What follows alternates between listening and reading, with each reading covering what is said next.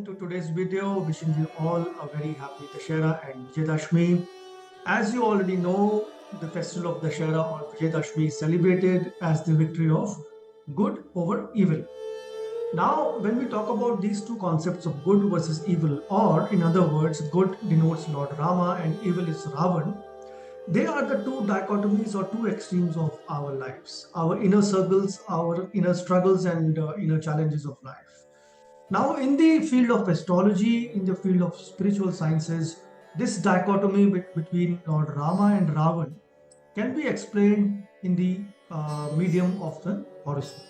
So, let us look at how we can understand these two qualities of Ravan and Shri Ram through the horoscope and see how these coexist in our lives and how um, whichever quality dominates in our lives, that is the kind of character or that kind of person we end up becoming in our lives. So as we know, Ravan is the one who created the trouble in Ramayana, who really had all the bad qualities in terms of greed, in terms of too many desires, and not following the ethical and right path. On the other hand, Lord Rama was the epitome of righteousness with very high virtues and the very high moral parameters. But as I mentioned, these two dichotomies are within us, they are not outside of us. So let us understand through the horoscope how these qualities are reflected in our birth chart and how we have to moderate these qualities to get the right character out of our lives. So let's understand. Now, when we look at the demon, the decoding the demon within us, decoding the Ravan within us, we need to understand certain key houses in the horoscope. Because in the birth chart, everything is connected with the houses. So if you were to see this first house where the number one is written, this is your center of your horoscope. This is the first house. This is you as you were born in this birth. So in the parlance of Dussehra or Vijayadashami, this resembles your ego. So this is you, what you think of yourself, what you think others think of yourself. Everything is denoted by this first house, ego. Now this house is neither good nor bad. It will only reflect the kind of person you are, the kind of character you are. Now this character or the values that you have in life is imbibed and accumulated through different houses and different mediums in the birth chart. So when the ego connects with the third house, where the number 3 is written, this is the house of desire. Now, there's nothing wrong in having a desire. Everybody should have a desire. But when the third house of desires gets connected to the sixth house, where the number 6 is written, this is where it leads to the negative elaboration or negative manifestation of desires because it translates into anger. Now, when desire leads to anger, there is a high level of mismatch in our ego formation or the ego expectation. Now, anger also leads to certain kind of greed, which is resembled by the 11th house. And 11th house in the horoscope denotes your greed or your aspirations. Let us understand very clearly, this is nothing wrong in life to have a desire. There is nothing wrong to have aspirations. But when these three houses get interconnected in our birth chart, then we are mindlessly chasing our desires. And because of not fulfilling our desires, we end up getting into disputes, into fighting, into anger, and our life, the demon within us, takes precedence. They start dominating our thoughts, and we in fact in the process leave a lot of things behind as we chase our desires and greed. There's one more house which is very important in our horoscope, that is the eighth house, which is the house of suppressed desires. Now, dear friends, this eighth house is a very powerful house because everything is suppressed here. But when this house gets connected to these houses of house number 3, 6, 11, the suppressed desires take a mindlessness. The kind of, you are going to chase things which are suppressed. You don't know the limit to which you can go in life to achieve your goals and desires. So this vicious circle of house number 3, 6, 8 and 11, when it gets connected to the first house of ego, then a person has a very strong demon oriented qualities and character. So as I mentioned, demon here means the qualities of fulfilling your desires, your greed and your suppressed desires, and anger and frustration and fighting is a part of the process. So in the horoscope, when these the house gets activated, the Ramayana, the Ravan like qualities or the demon like qualities gets enhanced in your birth chart. Now, the planets which resemble the demons in our life are number one, Rahu, which is the mindless desire. Rahu is that demon which does not know where to stop. So wherever Rahu is posited in your birth chart, if it gets connected to these houses, the demon-like qualities get really enhanced in our lives. The second important planet here is Mars, which triggers our anger and aggression.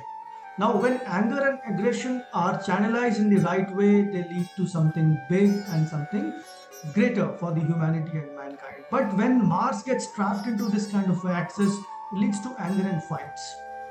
That's where the enemy formation, the kind of the fights, the big we start suppressing and pulling back people in life. That's where the quality of Mars gets negatively channelized in our lives.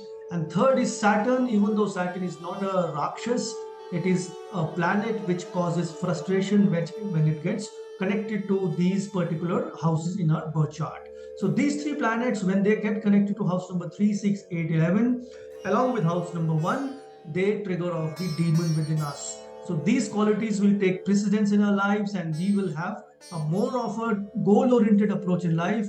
The process may not matter to us.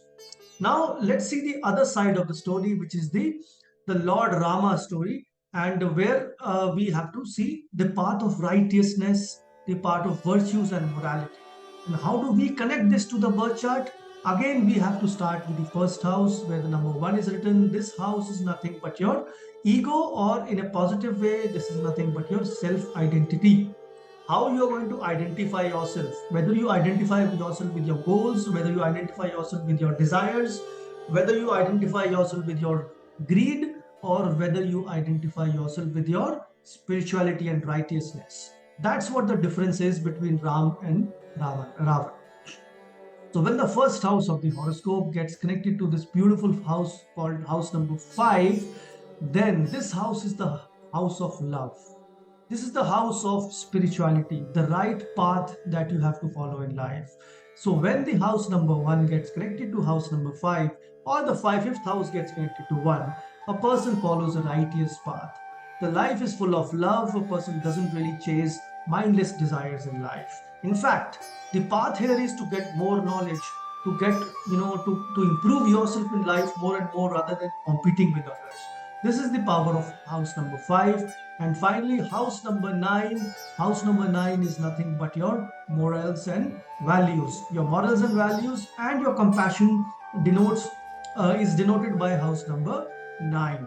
So these three houses, when they are positively connected in your birth chart with the right planets, they trigger off the Ram inside us, which is the character of virtues and righteousness, the right path, ethical path, and honesty in our lives. Now, when we see this trine, these three houses, they are also denoted by certain planets, which are the god-like planets in our birth chart. First is Jupiter. Jupiter is the planet of honesty, wisdom, righteousness, morals, compassion. All these things are controlled by Jupiter. The second planet here is Moon, which is happiness. Now, whether it is your happiness, whether it is the happiness of mankind, both are connected to the planet of Moon. And finally, we have Venus, which is the planet of healing, which is the planet of repairing the damage caused by the demons like Saturn, Mars, and Rahu. And one more planet here is Mercury, which is your intelligence, the buddhi. So how we are going to use our buddhi, the intelligence, for the right goals, right path, or for the wrong goals of the right path is controlled by Mercury.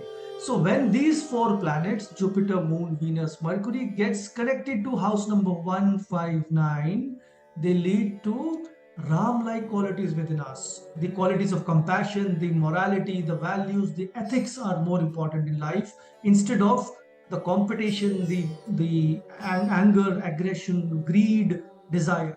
They take a backseat in our lives.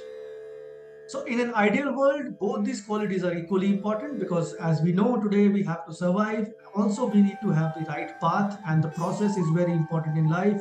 So the horoscope, when we see in totality, the different life energies can be seen like this.